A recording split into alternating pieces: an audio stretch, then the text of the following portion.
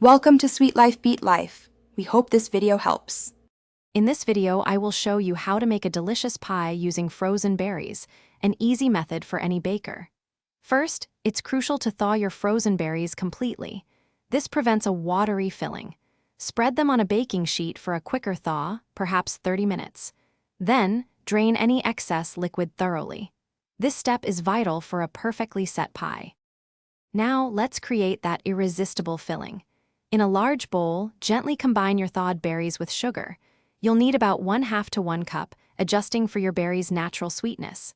Next, add a thickener. 2 to 3 tablespoons of cornstarch or flour works wonderfully. For a bright, fresh taste, stir in about 1 teaspoon of lemon juice. Mix everything until well combined. With your delicious filling ready, it's time to assemble your pie.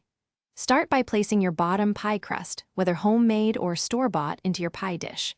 Carefully pour the berry mixture evenly into the crust, spreading it out. Now, for the top, you can add a second full crust, create a beautiful lattice design, or simply sprinkle a buttery crumble topping over the berries. The final steps are baking and cooling. Preheat your oven to 375 degrees Fahrenheit.